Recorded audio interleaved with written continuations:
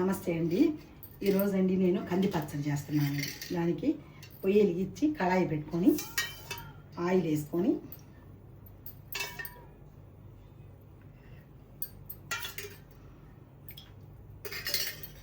దీనిలో కొద్దిగా జీలకర్ర, నూనె ఆయిల్ బాగా కొంచెం కాగినాక జీలకర్ర కొంచెం 1 టీ స్పూన్ జీలకర్ర, ధనియాలు ఉంటే ధనియాలు కూడా వేసుకోవచ్చండి. నా దగ్గర ధనియాలు లేవు, ధనియాలు పొడి వేస్తున్నాను. తర్వాత ఎండుమిర్చి సిమ్లో పెట్టుకొని నిదానంగా వేపేసుకోవాలి.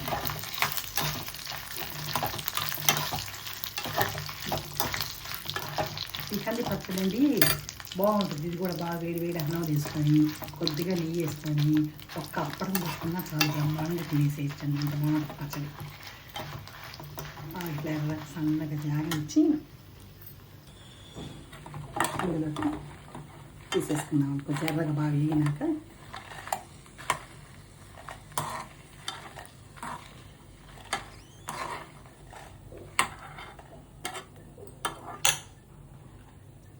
దీనిలో కందిపప్పు వేసేసుకోవాలండి. కందిపప్పు కూడా సిమ్లో బాగా ఎర్రగా వేపుకొని సన్నగా ఎర్రగా ఎరగాలి.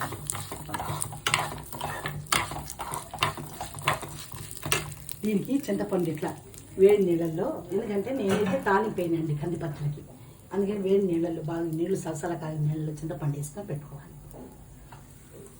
ఇది బాగా ఎర్రగా వేగినాక చూపిస్తాను. ఇట్లా ఎర్రగా బాగా వేగనిచ్చి దీనిలోనండి ఇది కందిపప్పు మెత్తగా రుబ్బాలంటే కొంచెం నీళ్ళు పోసుకొని ఒక పావు గంట నాననిచ్చి అప్పుడు పచ్చి వేసుకుందాము. ఇట్లా బాగా ఒక పావు గంట నానాకండి ఇక్కడ పెట్టుకొని ముందు ఇది ఒకసారి మిక్సీ వేసుకొని తెద్దామండి. ఇది బాగా మెత్తగా నలిగినాక అప్పుడు చింతపండు కూడా వేసేసుకొని బాగా మెత్తగా కొట్టుకొని నానబెట్టినంతా వేసేసుకోవాలి. ఏంటంటే ఇక్కడ నానితే మనకి తొందరగా మెత్తగా మెదుగుతుంది.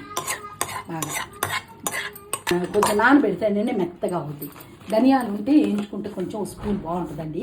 నా దగ్గర ధనియాల పొడి లేదండి. ఇట్లా వేయించి మేము పొడి పెట్టుకుంటాం, అందుకని పొడి వేస్తున్నానండి.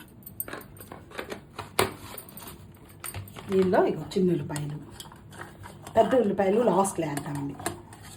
ఇవి నేను తాలింపేనండి ఈ పచ్చడి ఇలాగే వేసుకుంటాము కాబట్టి ఈ నీళ్లు కూడా బాగా కాసిన నీళ్లు పోస్తానండి పాడవకుండా. ఇందాక ఉప్పు కొంచెం వేసుకున్నానండి, అయినా చాలేదు. మళ్ళీ ఇప్పుడు ఒక వేస్తున్నాను.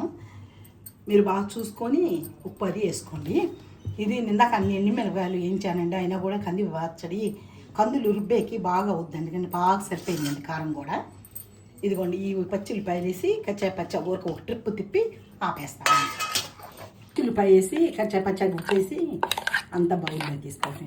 ఇదండి కొంచెం నెయ్యి వేసుకొని ఒక అప్పడం ముక్కం కానీ వడియాలు కానీ పెట్టుకొని తిన్నామంటే చాలా టేస్ట్గా ఉంటుందండి వేడి వేడి అన్నంలో. ఇది కూడా వెనకటోళ్ళకి తెలుసండి, అందరికి కంది పచ్చడి అంటే తెలియని వాళ్ళు ఉంటారు. చాలా అందరు తాలింపు వేసుకుంటారో నాకు తెలియదు కానండి, నేను బట్టికి ఎప్పుడు తాలింపేనండి. ఇలాగేది మా ఛానల్ అండి నానమ్మ చేతి రుచులండి. లైక్ చేయండి, షేర్ చేయండి, సబ్స్క్రైబ్ కూడా చేసుకోండి. ఈ కంది పచ్చడి ఎంతమంది నోడతారో, ఏ విధంగా ఎంతమంది అలవాటు ఉందో ఒకసారి కామెంట్లో పెట్టండి.